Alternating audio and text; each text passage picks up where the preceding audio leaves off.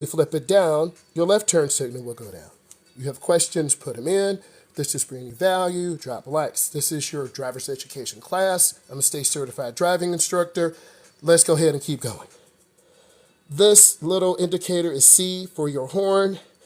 There's a switch or a button underneath the horn cover. You push this and then your horn will sound in case someone cuts in your lane.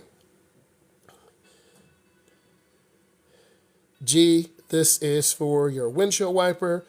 It could be active for cruise control. Also, you would hold your foot down on the gas, push a button, and then you would set your cruise control.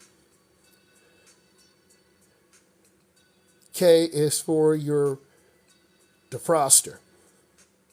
So let's take a moment and look at this. This is your blinker. So on the left side, you push it up for right turn signal. This light will light up in the back brake light.